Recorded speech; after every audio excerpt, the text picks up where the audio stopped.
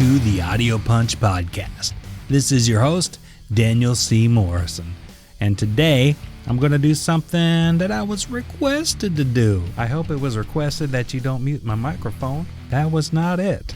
Oh, I hope it's Swear Squirrel. Oh yeah, I hope it's Swear Squirrel too. Are we going to get Swear Squirrel this time? Oh yeah, Swear Squirrel, Swear Squirrel. No, we're not going to get Swear Squirrel. Well, actually, you know we might, because we have been requested that a couple times. Yep. Oh, and what about the demon definitions? Yeah, I forgot about the demon definitions. Remember that demon that used to... Yeah, he used to be like...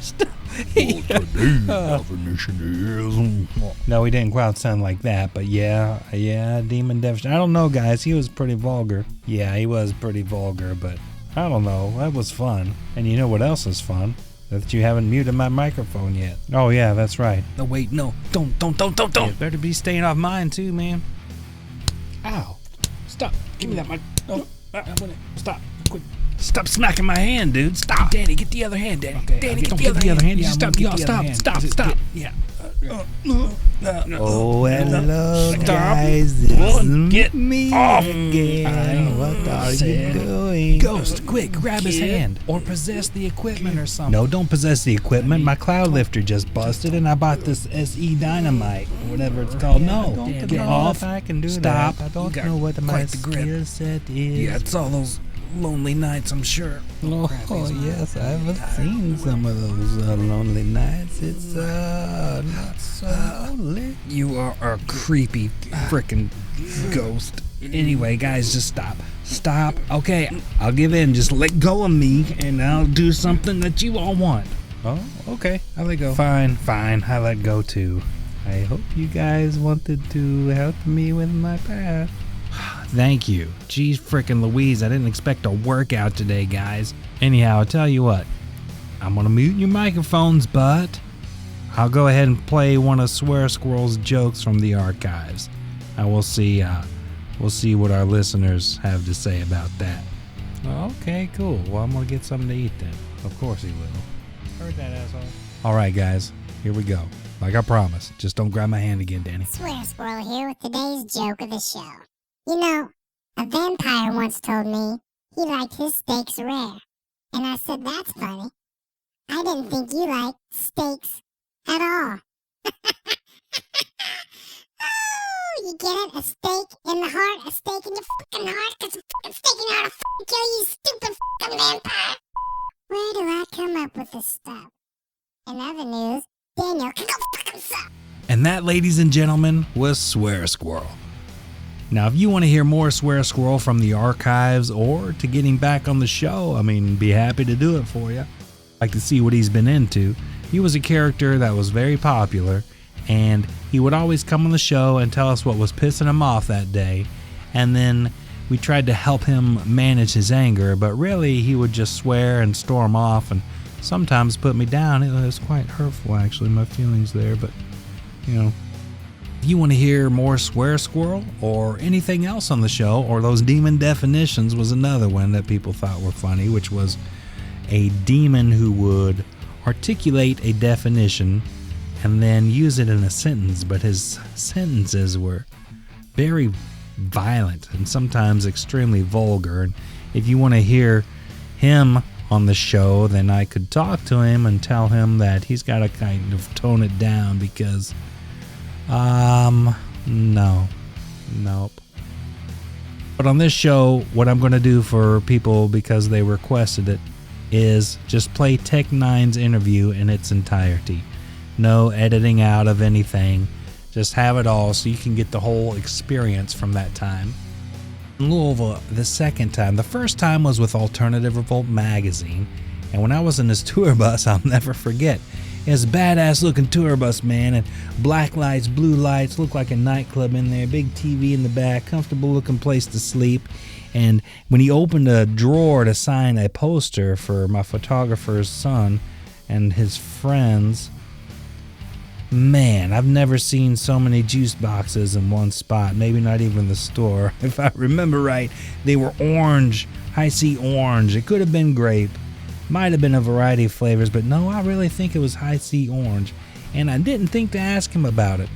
I don't know why, but the second time I interviewed him, I didn't get to go to the show. He woke up, did the interview straight away, and I believe he had like around 90 or more shows in like a 95-day period or something like that. And the boy's energy, gosh, his energy is incredible. And what I like about Tech N9ne, aside from his skill, is his down-to-earth demeanor. He is very much a family man, promoting love, promoting friendship and camaraderie, and supporting people in their dreams. He really does do that. He's like the real deal. If you ever had an opinion or an expectation of someone with that kind of fame and that kind of some kind of role model position, and then your expectations are destroyed when you meet the person, Tech N9ne is not like that. He is the real frickin' deal. And he even did a promo video for my debut issue of Hip Rock Magazine that I'll play before this interview, and I'll have the YouTube video up on the page, the Audio Punch on Facebook. But yeah, he's the real frickin' deal. So you're going to hear that interview in its entirety, so you can get a little blast from that past, which I believe was 2012 in the summer. Might have done the interview in July. Stay tuned on this podcast too, because I'm going to have From the Dark by Austin Talbert play. It's a symphonic metal song that Evanescence fans are going to love, because he and his wife Angela did an amazing job. In fact, all 5 songs on this EP are pretty killer, especially the last one called End of the Age, which is my favorite. Hey, stay tuned to that. You can read the full review on theaudiopunch.com. 2 jokes and a quickie on our YouTube channel. So know the deal by now. If you enjoy what you hear, then subscribe to our YouTube, the podcast, join the Facebook page, share it all, laugh with us. Keep up to date on the Facebook page, because I have Jess Abram from Canada, a music review of her really awesome Diary of a Flame EP. I mean, her voice has always been seductive to me. It really has. I love that voice, and this EP just brings the brilliance of Oceans, her life, her scale, just the rawness. I can't say enough, but you'll be able to read that soon. Further ado, man, we're gonna get into it right now. Yo, this be the one them called Tech N9ne, and I want you to check out my exclusive, unique, and entertaining interview on Hip Rock Magazine, which debuts in August on hiprockmagazine.com. Tech N9ne, baby. All right. Are we here? Are we good? Yates. Yeah. All right, I'm going to introduce myself and have you introduce yourself in a real unique way, and we'll get this thing rolling, man. All righty. Cool? All righty. Here we go. This is Daniel C. Morrison with Hip Rock Magazine, and I have a special treat for our debut issue. He's the #1 recording artist in the world, so, Mr. Number 1, please introduce yourself and tell me 3 other things you think you're #1 at. Well, I am technician #1, but everyone calls me since 1988 Tech N9ne, T9. But I am technician #1. I am #1 in the independent rap game, and I am also #1 at making love to my woman, and I am striving to be #1 father for my children, but it's insane and hard to do when you are doing 93 shows or 94 shows in 99 days. I don't know. You know what I'm saying? I don't know. I'm like on my last show in Springfield. I think we did show 92 last night. You know what I mean? So yeah, we did 93 shows. We broke the record with 90 shows in 99 days a couple days ago. You know what I mean? But we're still going. This is our last show, and I can't wait to lay in my bed in Kansas City, Missouri tomorrow or tonight. I don't know. Who knows? That is a hell of a record, Tech, man. I mean, because you're getting sold-out crowds with a hostile takeover. Yeah, you set records like a jukebox, dude. Now, while Well, this might not be uncommon for you. What do you feel sets this hostile takeover tour apart from your previous ones? Well, this show is the most intricate show I've ever had. It's impossible to do on stage, and the reason why I say that is because we have all the Midwest choppers, all three of them in a row. Right after that, I have Red Nose, which is pretty intricate. Right after that, I have the highly intricate, beautiful music, and we have songs after that like He's a Mental Giant, that's super lyrical. This whole show is long. It's an hour and 45 minutes. So we did not slack. We did not slack to get in the Guinness Book of World Records for the most consecutive hip-hop shows. We did real shows. And we almost died last night in St. Louis because of the heat. The heat had our hearts jumping out our chest. So that's what makes it different from any other tour I've ever done, that is more intricate than any show I've ever done when it comes to lyrics, you know. Wow, so you keep like Core Septic on stage or some whiskey or something? How do you keep it loose, man? I don't know, man. You know what I'm saying? It's by the grace of God, brother. You know what I mean? Because I just woke up in the back of my tour bus right before I called you, and I'm slightly hoarse. But when it's time for showtime, I'm like, it's gone, bro. You know what I'm saying? It's just that music comes on and it's hypnotizing. Well, you're definitely good at that, dude. I mean, come on. You ranked number 5 on allhiphop.com's top 10 tongue-twisting MCs, and I was able to say that without messing that up. You're number 25 on the Source's Power 30 list, and probably number 1 on your mama's favorite boy list. So, and I don't mean to give this next question to make you sound conceited, because I know from experience you're not. But I gotta know, dude, how you feel deep down about all these records, all this. I mean, just the ideas you have to put something like this together. I mean, it could overwhelm some. It could make others feel like they're constantly high, or probably make the Kool-Aid Man reconsider his profession. So how do you feel deep down about this? I feel like invincible, kind of, you know what I mean? And I tell Travis, I tell my partner Travis, just keep on going. Let's just keep on going. You know what I mean? And then we'll do all the work, and then we'll raise our heads up after a while and see all the beautiful work we've been doing, and we just go, man, and it feels like amazing. And I know that's just a regular word, but it feels amazing, man. You know what I'm saying? That God chose me to be this extraordinary lyrical being, you know what I mean? And that's what's gotten us where we are right now, and we're going high. We're going higher, man. We're going higher and higher and higher, and it's not going to stop. You know what I'm saying? Yeah, it's amazing how you keep exceeding your last highlight. That's crazy. That's crazy to me, because when we say that this next album I'm about to start working on is going to be bigger than all 6s and 7s, those are big words, man. You know what I'm saying? It's like, yeah, they are.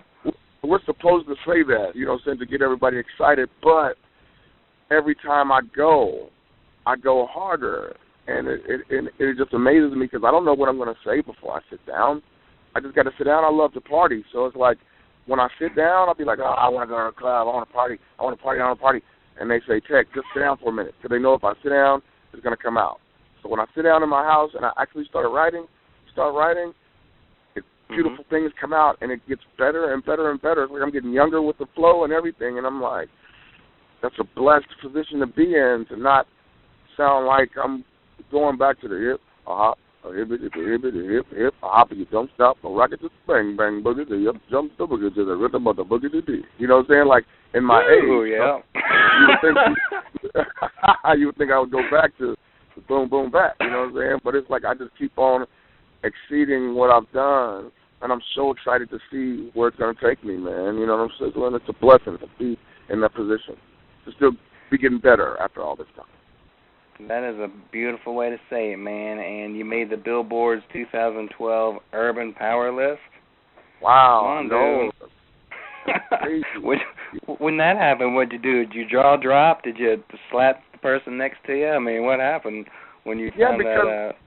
We're doing the work, and we don't know that it's going to, they don't warn me and say, Tech, you're going to be in the Billboard, Urban Power List, and you're going to get it tomorrow. It's going to be everywhere. They don't warn me. I just get an email and say, look what you've done, and I'm like, and this just happened like last week, you know what I mean? I looked at it, I'm going through the list, and I see my face, I'm like, you know what I mean? It's like, that's like, your heart went up in your throat, you know what I mean? And, or Homer Simpson, you know what I'm saying? You're like, whoa. You'd be like, whoa, that's the people recognize that I'm doing my work, you know what I mean? That's true, man. Cause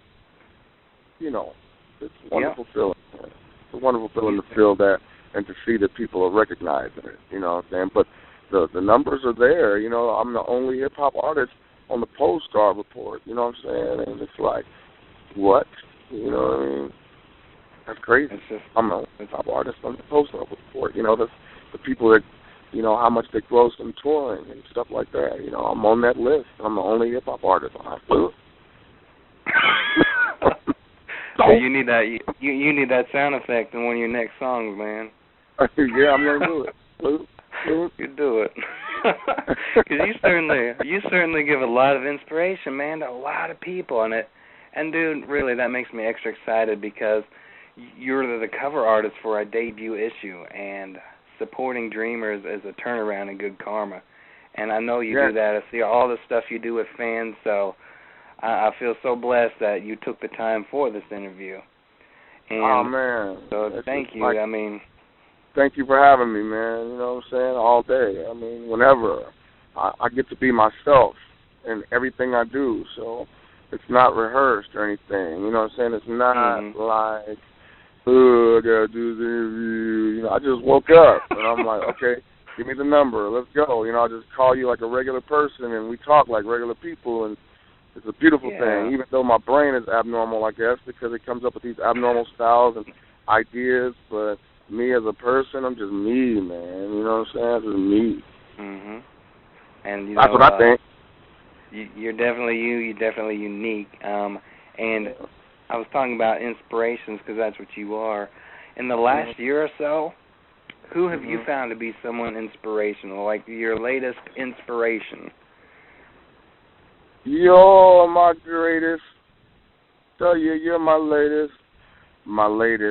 greatest inspiration. My fans, man, you know what I'm saying? Like, they inspire me. I was just listening to Teddy Pendergrass sing that song the other day. Yesterday, OG Muggs was playing Old Schools, and me and Chris Calico were listening, and Teddy Pendergrass said, you're my latest. Tell you, you're my greatest. My greatest inspiration. You inspire me. You keep on lifting me up, yo. And I'm like, damn, that sound like my fans. That sound like my fans. Like, they keep on lifting me up because I started tapping into, on this tour,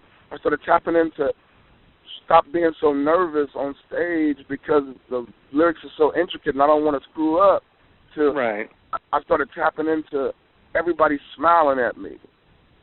And I'm like, all these smiles are happening right now because I'm up here doing this music, and it makes me smile inside. They inspire me to keep getting better. You know what I'm saying? Because they keep doubling and tripling and quadrupling and coming back and selling my shows out. So I feel obligated to keep getting better and better and just showing out even more. Like, you inspire me to all my fans. You keep on lifting me up. You know what I'm saying? You're my greatest inspiration. Boy, that's perfect. Oh, that's awesome, man. Dude, they should have that's a real feeling. That's a real feeling, though, bro. I hope you're listening to me, because it's not nothing I'm just doing to just make you be like, wow, he's just a great person, because I'm not perfect. Sometimes I don't feel like doing nothing. You know what I mean? I just chill. Like, I don't feel like doing anything. I just want to be. But this is me being right now. You know what I'm saying? This is me waking up in Springfield, Missouri with my lights out still. All I can see is the light from my stereo in the back of my room on my tour bus. And it's just me waking up on the right side of the bed. I always wake up on the right side of the bed, I guess. You know what I'm saying? But this is real spill. I'm talking to you. You know what I mean? Like, this is real feeling that's coming out. You feel me? They inspire me, man. You got it inside you, man. Yeah. I mean, I think I want to write a song now because you, the way you seem like you know yourself, you know your craft, and you know your fans, and you're completely fan based anyway. And gosh, man, I just can't think of a more inspirational artist for these people out here, man. I really can't. And I didn't get to see it on the 4th, sadly, here in Louisville, but when I interviewed you for Alternative Revolt magazine, I think that was 2010 here in Louisville. Damn, man, that was the most energetic show, and you just told me how much more awesome this show was. And I don't even know. It's like people's heads could explode. But I think they did. I started seeing exploding heads last night in St. Louis, like boom, boom. Like and then when I was in Louisville on 4th of July, I heard fireworks, but it wasn't fireworks, it was people's heads. Boom, boom. I'm like, oh, you okay? Are you okay? Like a firecracker in a Pez dispenser, huh? Yeah. Boom. Yeah. And girls were exploding out of their bras. They were throwing their bras on stage and stuff. Boom. I'm like, I believe that. I thought it was fireworks. I thought it was, you were boom right M80. back. There was some M80s out there. There was some, you know what I'm saying? And they brought, they had some M80s. They had some regular fireworks, pink, pink, pink, you know what I'm saying? But there was a lot of M80s. Boom, boom. Ooh, areola. That's awesome, man. Areola. You know what I'm saying? It don't stop. And oh man. Now here's something fun. Let me see. Let me get some creative juices flowing here. Inspirational people. Okay. Let's see. Of the following types of people, who would you consider to be the most inspirational? Someone who shaves inspirational messages in their dog's fur before taking them for a walk. An imposter homeless man who gives his collections to a charity.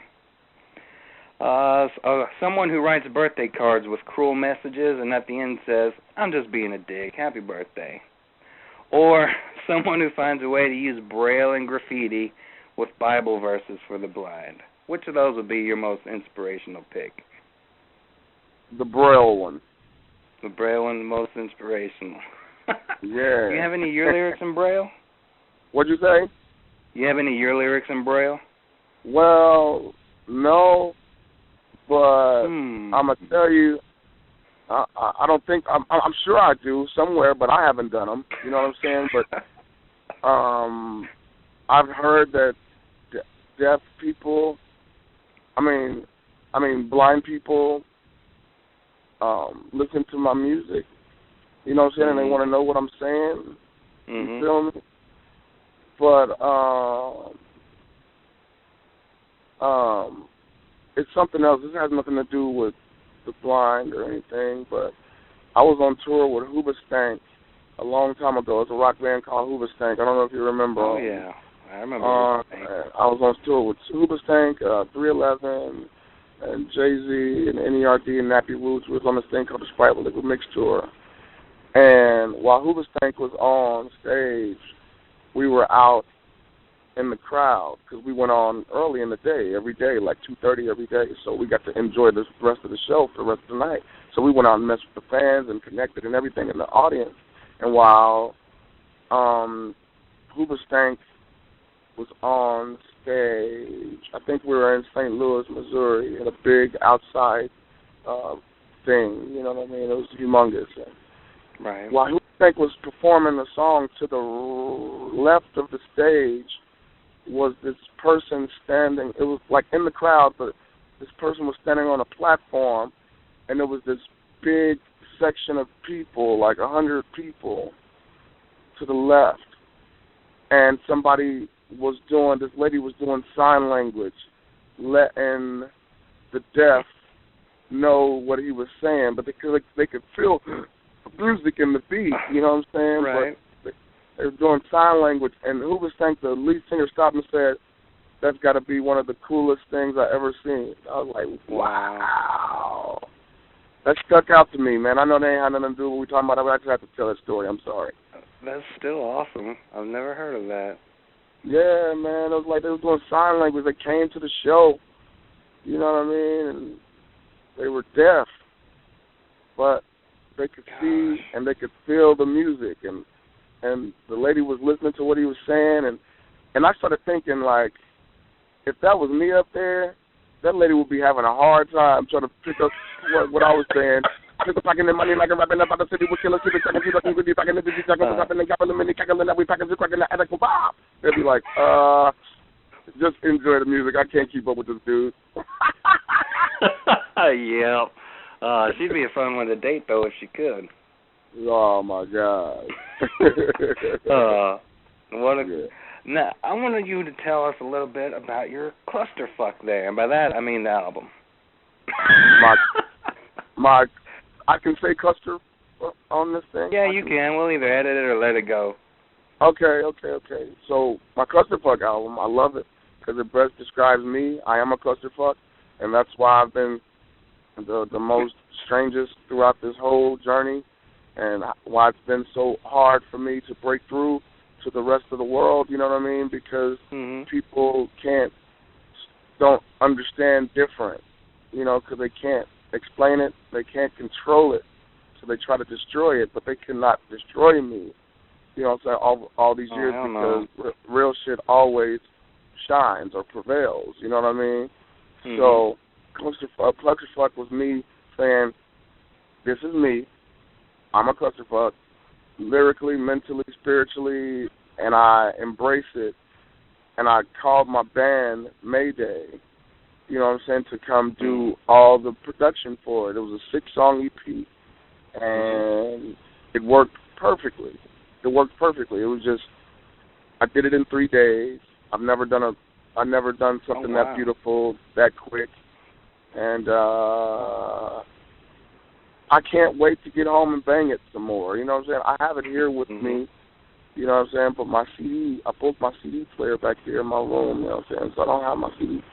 I got to look and see if I have it on my iPod. But I love the music, man, because it's way different than all my previous recordings. You know what I'm saying? Because there's a lot of live instrumentation. It's not 808 driven. It's not bass driven, like boom, boom, boom, boom, boom. You know what I'm saying?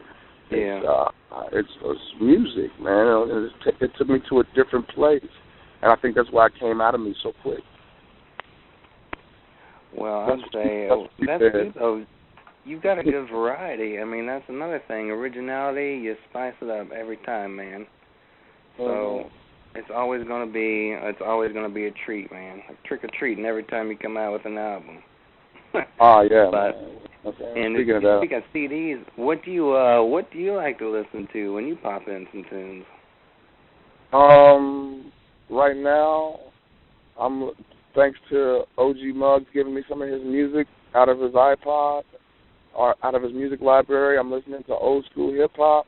I'm listening to old school funk. I'm listening to old school slow jams. You know what I'm saying? The old school is inspiring me right now. And it's just to listen back to all those old songs. Like I told you, I was listening to Teddy Pendergrass. You know what I'm saying? You inspire me. You know what I'm saying? And it's just listening to that music right now. But before then, I've been listening to what was I listening to, man? I listen to a lot of different music, man, like The Doors. I played the greatest hits, The Doors album. You know what I'm saying? I love Jim Morrison. I love John Densmore's percussion. I love Ray Manzarek's keys. I love Robbie Krieger's guitar. You know what I'm saying? Everything together, man. It's like a dark carnival, man, sometimes. And it's like, I love it. I love The Doors, and it inspired me to do strange music, to come up with that idea, you know what I mean? Because I'm a People of Strange fan, I'm a Strange Days fan, and I'm saying I'm a 5 to 1 fan, I'm a Love Me 2 Times fan, I'm just a Doors fan, you know what I'm saying? And without their music, it wouldn't have inspired me to do strange music, and strange music saved my life, you know. Really? Yeah. Wow. And I was able, in 2010, I was able to go to Paris for my first show. and we stayed there for like 4 or 5 days, and I was able to go to Père Lachaise, where Jim is buried, and we drank Jack Daniels with Jim, dog, and you know what I'm saying, and I told him thank you. We got it all on video, and we put it out on our Eurotech DVD, and you can see me at his gravesite drinking, saying thank you for the inspiration and taking pictures at his gravesite, you know what I'm saying. And this year, right before I started this tour, I did a song with the remaining members of the Doors, you know what I'm saying. I got my bag signed by all of them, and we did a beautiful song for my new album, and man, it was a milestone. Boy, not a lot of people can say that, you know. No, I just do the work, and we'll see it blossom, you know. So I haven't heard it since I recorded it out there with them, you know what I mean. But I know what we did. I can't say exactly what we did, but you know, we did it. And the manager was there, and he said that we're 80-20, you know what I'm saying? Like, he's like, we got to go through like 4 people to say yay, and that's it, and we'll be good, you know what I mean? So we did the work, and I just want to see it blossom so everybody can hear this wonderful music that we did with the Doors, and we got Jim on the chorus. We took old reels. They gave us old reels that we can get raw vocals from Jim, and we got it. Oh, wow. I want to hear that so bad. Is it anywhere online? Or? No. It's going to come out on my new album if everything works right. You know what I mean? And you just have to wait just like me. Oh, man. Holy cow. I didn't know. Damn, dude. That's wonderful, isn't it? Yeah, it is. I'm not bluffing either. What if you found out that everything I say was false? You would be like, I'm never going to do an interview with him again. He's a liar. I'm telling you, everything I say is 100% real, man. Well, yeah, I believe you. But if you were lying, it was still a fun conversation, so. You would think I was crazy for real if you found out I was lying about everything. You know what I'm saying? Yeah. Like, check psycho for real. But, yeah, you know, I'm a psycho on my own way, though, you know. There you go. Next you'll be telling me you're Kurt Cobain's sitting right next to you. I wish. He man. He might be in the ether somewhere. Yeah, man. You never know. Tupac, too, you know. There you go. What a party that would be. Yeah, no doubt. And Tech N9ne, come on, dude.